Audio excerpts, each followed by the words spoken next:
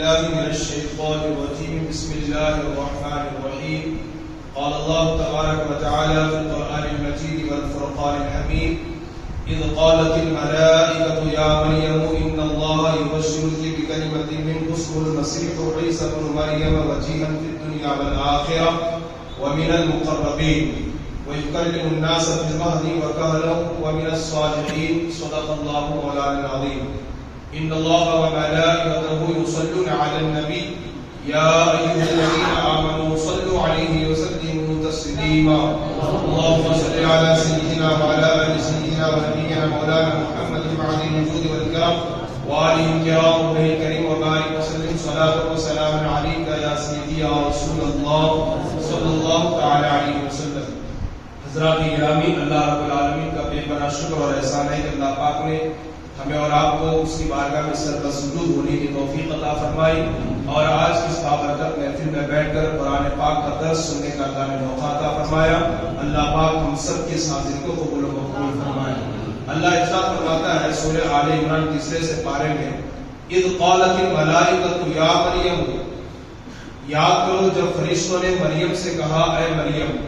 چونکہ بات حضرت بی بی مریم کی چل رہی ہے، ان کے بیٹے عیسیٰ پیغمبر کی چل رہی ہے، تو اللہ کہتا ہے کہ یاد کرو جب فرشتوں نے کہا. فرشتوں سے مراد یہاں پر حضرت جبرائیل علیہ السلام ہے.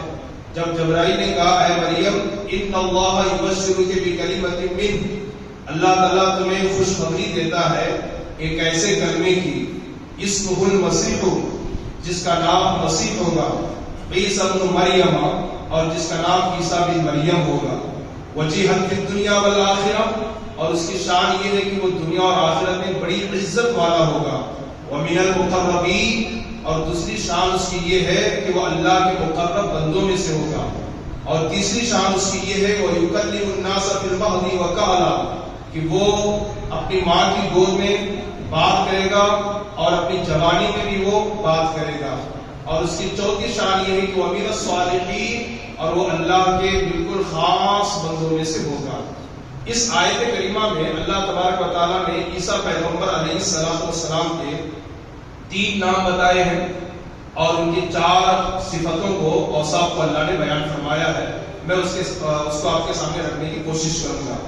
سب سے پہلی بات تو یہ ہے کہ حضرت جبرائیل آئے اللہ کے حکم سے اور کہا اے بی بی مریم تمہیں بشارت ہو، تمہیں خوشخبری ہو، اللہ پاک نے ایک ایسا بیٹا آپ کو دینے کا وعدہ کیا ہے جس کا نام کلیمۃ اللہ ہے. کیا ہے؟ کلیمۃ اللہ. کلمہ کس کو کہتے ہیں؟ کلمہ بات کو کہتے ہیں کلمہ. حضرت عیسیٰ پیغمبر کو کلیمۃ اللہ اس لیے کہا جاتا ہے کہ آپ صرف ایک کلمہ کہہ کر کے مردوں کو زندہ کر دیا کرتے ہیں. ٹھیک ہے؟ آپ کو کلیمۃ اللہ اس لیے کہا جاتا ہے کہ آپ ایک کلمہ پڑھ دیتے بیماروں کو شفا دے دیا کرتے ہیں. آپ کو کلیمۃ اللہ کا کلمہ اس لیے کہا جاتا ہے کہ آپ ایک کلمہ پڑھتے مادرزاد اندھوں کو شفا دے دیا کرتے ہیں، اس لیے آپ کو کلیمۃ اللہ کہا جاتا ہے. ایک وجہ اس کی یہ ہے. دوسری وجہ اس کی یہ ہے کہ آپ کو کلیمۃ اللہ کہنے کی کہ اللہ تبارک و تعالیٰ نے کلمے کن کے ذریعے سے آپ کو پیدا فرمایا. یعنی صرف ہو جا تو عیسیٰ پیغمبر ہو گئے، صرف کلمے کن کے ذریعے سے اللہ پاک نے آپ کو پیدا فرمایا. اگرچہ حضرت آدم کو بھی کن کے ذریعے سے پیدا فرمایا، لیکن پھر بھی وہاں پر مٹی اور پانی شامل ہے نا، مٹی اور پانی شامل ہے. یہاں اللہ تعالیٰ نے صرف کن کہہ کر کے حضرت عیسیٰ کو پیدا فرمایا، اس لیے انہیں کلیمۃ اللہ کہا جاتا ہے. تو عیسیٰ پیغمبر کا ایک نام کیا ہے؟ کلیمۃ اللہ. اور دوسرا اس کا نام جو ہے وہ مسیح ہے. مسیح کے معنی ہوتے ہیں کہ ٹچ کرنا، مسح سے بنا ہوا ہے، چھونا. ہم کہتے ہیں سر کا مسح کرتے ہیں، یعنی گیلے ہاتھ کو سر پر پھیرنے کا نام مسح ہے. ٹچ کرنے، چھونے کو مسح کہتے ہیں. تو ان کا ایک نام مسیح ہے. مسیح اس لیے کہتے ہیں کہ وہ مردوں پر یوں ہاتھ رکھ دیتے تو مردہ زندہ ہو جاتا. ٹھیک ہے؟ انہیں مسیح اس لیے کہتے ہیں کہ وہ مادرزاد اندھوں پر اپنا دستے مبارک پھیرتے، ان کو اللہ بینائی عطا فرما دیتا. وہ بیماروں پر اپنا ہاتھ رکھ دے تو اللہ انہیں شفا دے دیتا، اس لیے انہیں مسیح کہا جاتا ہے. اچھا، یہاں پر ایک اعتراض یہ ہو سکتا ہے کہ دجال کا بھی ایک نام مسیح ہے. دجال کو بھی مسیح کہا جاتا ہے، وہاں اس کے معنی الگ ہے. دجال کو مسیح کہنے کی وجہ یہ ہوگی کہ وہ ایک آنکھ والا ہوگا، اس لیے اسے مسیح کہا جاتا ہے. عیسیٰ پیغمبر کو مسیح کہنے کی وجہ یہ ہے کہ وہ چھو کر کے بیماروں کو شفا دیا کرتا ہے. اس فرق کو آپ ہمیشہ ذہن میں رکھیے. اچھا تیسری بات کیا ہے؟ عیسیٰ بن مریم، ان کا تیسرا نام کیا ہے؟ مریم کے بیٹے عیسیٰ. اس ایک ٹکڑے میں اللہ تبارک و تعالیٰ نے تین جماعتوں کا رد فرمایا ہے، تین مذہب والوں کا رد بلیغ فرمایا ہے، تین لوگوں کا بائیکاٹ کیا اللہ تبارک و تعالیٰ نے، ایک یہودیوں کا، ایک عیسائیوں کا، ایک قادیانیوں کا. دیکھیے اللہ نے کیا فرمایا؟ مریم کا بیٹا عیسیٰ. ٹھیک، یہودیوں کا یہ عقیدہ ہے کہ یہودیوں نے معاذ اللہ حضرت بی بی مریم پر تہمت لگائی، حضرت بی بی مریم پر تہمت لگائی کہ بن باپ کے بن شوہر کے یہ بچہ کہاں سے آیا. اللہ پاک نے ان کا یہاں پر رد فرما کے اللہ نے عطا فرمایا. ٹھیک ہے. اچھا یہ یہودیوں کا رد اللہ نے فرمایا. عیسائیوں کا رد اللہ نے اس لیے فرمایا اس آیت کے اندر کہ عیسائیوں کا آج بھی عقیدہ ہے کہ وہ عیسیٰ پیغمبر کو معاذ اللہ استغفر اللہ خدا کا بیٹا کہتے ہیں. کیا کہتے ہیں؟ خدا کا بیٹا کہتے ہیں. تو قرآن کی اس آیت پر آپ غور کریں، اگر وہ معاذ اللہ استغفر اللہ خدا کے بیٹے ہوتے تو عیسیٰ بن مریم نہیں ہوتا، عیسیٰ بن اللہ ہوتا، عیسیٰ بن اللہ ہوتا، اللہ کا بیٹا عیسیٰ ہوتا. لیکن قرآن میں ایسا نہیں ہے، بلکہ قرآن کے اندر عیسیٰ بن مریم ہے. اور دوسری بات یہ ہے کہ اگر وہ اللہ کے بیٹے ہوتے تو نسبت اللہ کی طرف کی جاتی ہے. اللہ نے اللہ کی طرف نسبت نہ کر کے مریم کی طرف نسبت کر کے یہ بتا دیا کہ عیسیٰ اللہ کے بیٹے نہیں، اللہ کے بندے اور اس کے رسول ہیں اور مریم کے بیٹے ہیں. اس آیت میں اللہ تعالیٰ نے عیسائیوں کا رد فرمایا جو حضرت عیسیٰ کو خدا کا بیٹا کہتے ہیں. اچھا مرزائیوں کا رد اس میں اللہ تعالیٰ نے فرمایا ہے. کیا فرمایا ہے؟ دیکھیے مرزائی قادیانی کہتے ہیں کہ عیسیٰ کی ماں بی بی مریم کا نکاح یوسف نجار سے ہوا تھا اور انہی کے بیٹے عیسیٰ ہے معاذ اللہ. ایسا نہیں ہے. اگر معاذ اللہ عیسیٰ کے کوئی والد ہوتے تو بیٹے کی نسبت باپ کی طرف ہوتی، ماں کی طرف نہیں ہوتی. بیٹے کی نسبت کس کی طرف ہوتی؟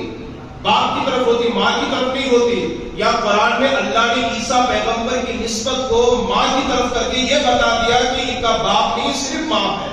ٹھیک ہے. تو تین لوگوں کا رد اللہ تبارک و تعالیٰ نے اس میں رد فرمایا ہے. تو اللہ کہتا ہے کہ یاد کرو جب فرشتوں نے خوشخبری عطا فرمائی مریم کو، اے مریم اللہ تعالیٰ تمہیں بشارت دیتا ہے کہ ایسے بیٹے کی جو کلیمت اللہ ہوگا، جو مسیح ہوگا، جو عیسیٰ بن مریم ہوگا. اچھا ان کی شان کیا ہے؟ اب ذرا توجہ سے سنیے گا. اللہ فرماتا ہے وجیہن فی الدنیا والآخرہ، یہ دنیا میں بھی اور آخرت میں بھی بڑی عزت والے ہیں. اب میں آپ کو بتاؤں کہ دنیا میں ان کی عزت کیا ہے اور آخرت میں ان کی عزت اور ان کی شان کیا ہے. سنیے، دنیا میں بھی عزت والے ہیں اور آخرت میں بھی یہ عزت والے ہیں. دنیا میں اس طور پر یہ عزت والے ہیں کہ آپ کی پیدائش سب سے نرالی اور سب سے ہٹ کر کے ہے. ظاہر سی بات ہے سارے لوگ ماں سے ہی پیدا ہوتے ہیں، ماں باپ کے ملاپ سے بچہ پیدا ہوتا ہے. حضرت آدم اور حضرت حوا کی پیدائش بہت نرالی ہے کہ اللہ تبارک و تعالیٰ نے اپنے دست قدرت سے ان کو پیدا فرمایا اور حضرت حوا کو حضرت آدم کی بائیں فصلی کی ہڈی سے پیدا فرمایا. لیکن وہاں تو بائیں فصلی کی ہڈی شامل ہے نا حضرت حوا کی تخلیق میں، حضرت آدم کی تخلیق میں پانی اور مٹی شامل ہے نا. لیکن عیسیٰ کی پیغمبر عیسیٰ علیہ السلام کی ولادت اور پیدائش میں نہ پانی اور مٹی ہے نہ ہڈی کا دخل ہے. صرف اللہ نے کن کہہ دیا ہو جا تو عیسیٰ پیغمبر پیدا ہو گیا. اس لیے آپ کی پیدائش کیا ہے؟ وہ نرالی ہے، یہ شان ہے آپ کی دنیا میں. اچھا دوسری بات کیا ہے؟ عیسیٰ علیہ السلام بنی اسرائیل کے خاتم الانبیاء اور امت مصطفیٰ کے خاتم الاولیاء ہیں. دیکھیں ایک نبی گئے تو دوسرے نبی آئے، دوسرے نبی گئے تو تیسرے نبی آئے. لیکن عیسیٰ علیہ السلام پورے بنی اسرائیل کے آخری نبی ہیں. ہم ہمارے نبی کو خاتم النبیین کہتے ہیں نا، خاتم الانبیاء کہتے ہیں. ہمارے نبی کو چھوڑ کر کے بنی اسرائیل کے سارے نبیوں کے خاتم اور آخر میں کوئی آیا ہے، کوئی عیسیٰ پیغمبر آئے ہیں.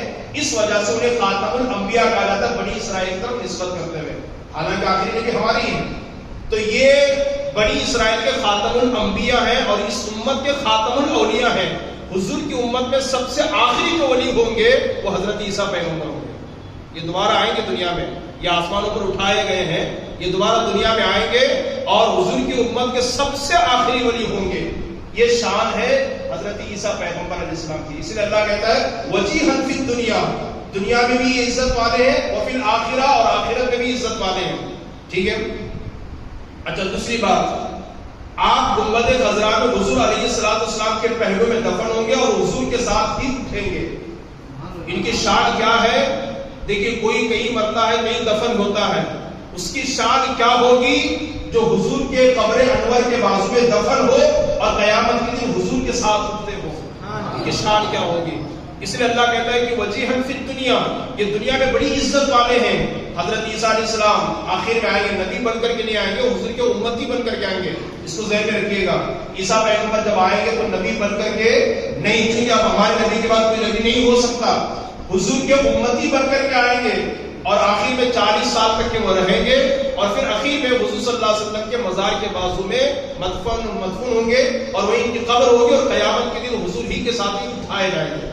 ٹھیک ہے، یہ ان کی شان ہے۔ اچھا دوسری شان کیا ہے؟ دیکھیے دیگر پیغمبروں کی ہجرت جو ہے وہ زمین پر ہوئی، مگر عیسیٰ علیہ السلام کی ہجرت آسمان پر ہوئی۔ انبیاء کرام نے ہجرت ایک ملک سے دوسرے ملک کا کیا سفر کیا، لیکن حضور عیسیٰ علیہ السلام کی جو ہجرت ہوئی وہ آسمانوں پر وہ اٹھا لیے گئے۔ اچھا یہ دنیا میں عزت والے ہیں۔ موسیٰ علیہ السلام نے امت مصطفیٰ میں پیدا ہونے کی تمنا کی تھی، حضرت موسیٰ نے دعا کی تھی نا، اللہ مجھے حضور کی امت میں پیدا فرما۔ آپ کو یاد ہونی چاہیے، میں نے بارہا یہ بات کہی ہے، اللہ کے نبی موسیٰ علیہ السلام ایک مرتبہ تورات شریف پڑھ رہے تھے تو وہاں پر دیکھا کہ ایک ایسی امت کا تذکرہ ہے جو دنیا میں سب سے اخیر میں آئے گی اور جنت میں سب سے پہلے جائے گی۔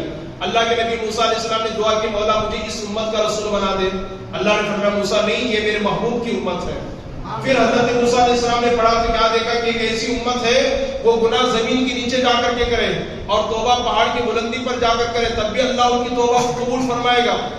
اللہ کے نبی موسیٰ علیہ السلام نے دعا کی، مولا مجھے اس امت کا تو رسول بنا دے۔ ندائی محبوب، اے موسیٰ یہ بھی میرے محبوب کی امت ہے۔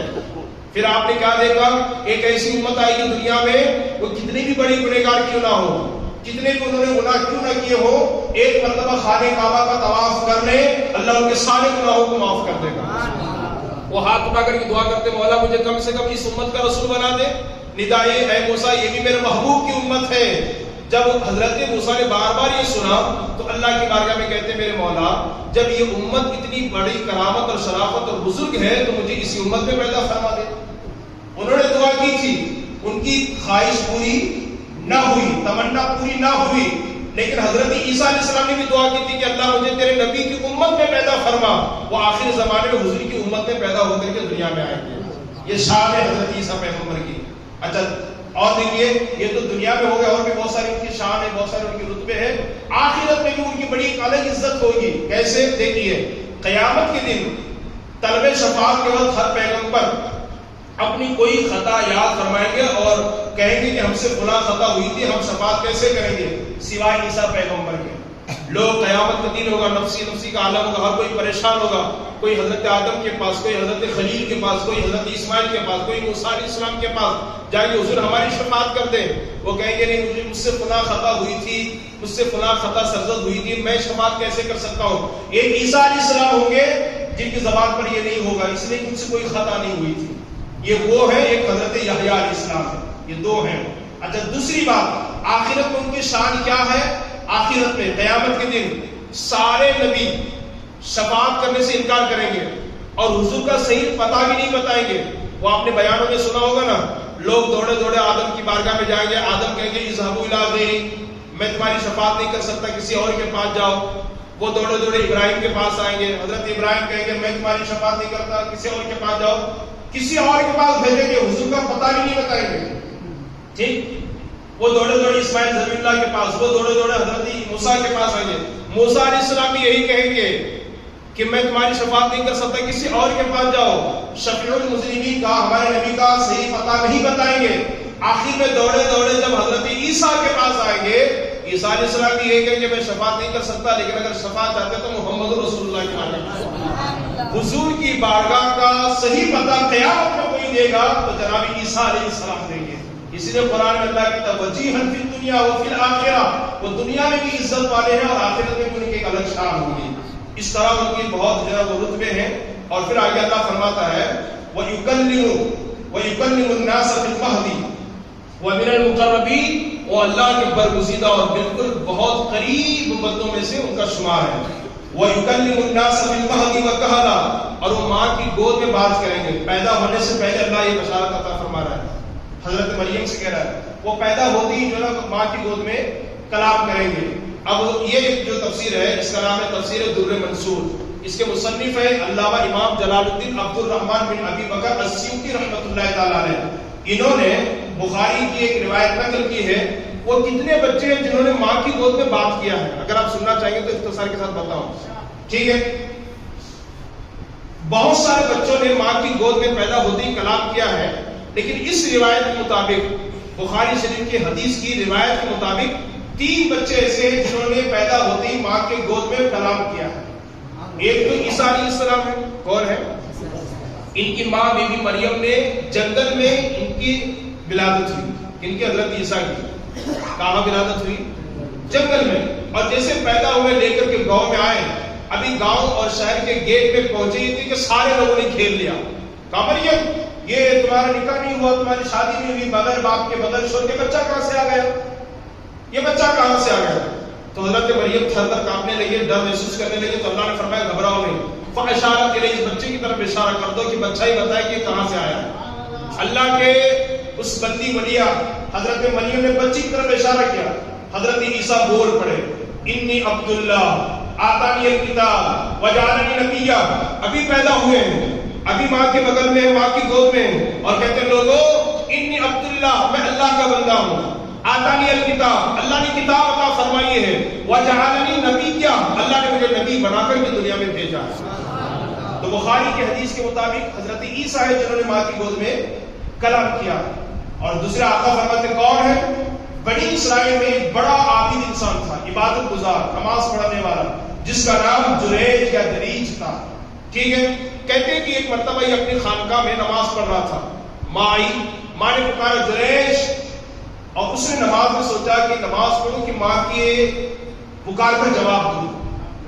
ماں کی پکار کا اس نے جواب نہیں دیا اس بندے نے، اور نماز میں مشغول ہو گیا. ماں کو تکلیف ہوئی. ماں نے اللہ کی بارگاہ میں ہاتھ اٹھا کر دعا کہ اللہ میرے بیٹے جریج کو اس وقت کہ موت نہ دینا جب تک کہ یہ زنا میں گرفتار نہ ہو جائے اور اس کی بدنامی نہ ہو جائے. ماں نے بدعا دے دی. ٹھیک. اور ماں کی دعا بہت جلدی لگتی ہے. یہاں اوپر کے عرض کرو میرے بزرگ حضرات، آج ہم پیروں کی دعا کے پیچھے بھاگتے ہیں، امام کی دعا کے پیچھے بھاگتے ہیں، ماں کی دعا لینے کی ہم کوشش نہیں کرتے. یاد رکھیے پیر کی دعا مرید کے حق میں قبول ہو اس کی کوئی گارنٹی نہیں ہے، کبھی رد بھی ہو سکتی ہے. امام کی دعا مقتدی کے حق میں قبول ہو اس کی کوئی گارنٹی نہیں ہے، کبھی رد بھی ہو سکتی ہے. لیکن ماں باپ کی دعا بچوں کے حق میں قبول ہوگی اس کی گارنٹی محمد رسول اللہ نے عطا فرمائی. ہم کتنے عجیب بات ہے، عجیب لوگ ہیں، ماں کی دعا نہیں لیتے، باپ کی دعا نہیں لیتے. اور بھی تو میں یہ نہیں کہتا کہ پیر کی دعا مت لیجیے، امام کی دعا اور مولانا کی دعا مت لیجیے، ان کی بھی دعا لیجیے. ان سے زیادہ پہلے آپ کے جو امام ہیں، جو آپ کے پیر ہیں، وہ آپ کے ماں باپ ہیں، ان کی دعائیں لیا کیجیے. تو اس نے دعا کی اللہ میرے بیٹے کو اس وقت تک کہ موت نہ دینا جب تک کہ بدنام نہ ہو جائے. کچھ ہی دنوں کی بات ہے، ایک عورت جریج کے خانقاہ میں آئی. وہ عبادت میں مشغول تھے، بڑی خوبصورت عورت تھی. اس نے زنا کی دعوت دی، جریج نے انکار کر کے بھیج دیا. وہ وہاں سے نکل کر ایک بکریاں چرانے والے کے پاس گئی اور جا کر کے اس سے منہ کالا کیا.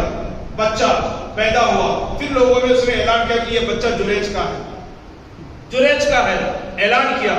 اور جیسے اعلان کیا تو سارے گاؤں کے لوگ آئے، جریج کو خانقاہ سے باہر نکالا، اس کی پوری خانقاہ کو گرا دیا، منہدم کر دیا، زمین کے برابر کر دیا اور بہت مارا جریج کو. جریج نے کیا کیا؟ وضو کیا، 2 رکعت نماز پڑھی اور نماز پڑھ بچے کے پاس گئے اور بچے کی چھاتی پر ہاتھ رکھ کر کے پوچھا بچہ بتا تیرا باپ کون ہے؟ تو بچہ پیدا ہوا ہے، ماں کی گود سے بول پڑا میرا باپ ایک چرواہا ہے، بکریاں چرانے والا ہے. تو یہ دوسرا بچہ ہے جو ماں کی گود میں جس نے بات کیا ہے.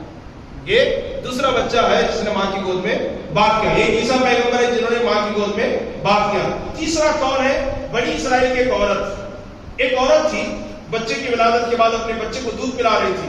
اس کے سامنے سے گھوڑے پر ایک نوجوان، خوبصورت نوجوان، بالکل طاقتور نوجوان بیٹھ کر کے گزرنے لگا. تو اس ماں نے ہاتھ اٹھا کر دعا کہ اللہ میرے بیٹے کو ایسا خوبصورت اور مضبوط طاقتور نوجوان بنا دے. بیٹے نے دودھ پینا چھوڑ دیا، کہا اللہ مجھے ایسا نہ بنانا، اللہ مجھے ایسا نہ بنانا.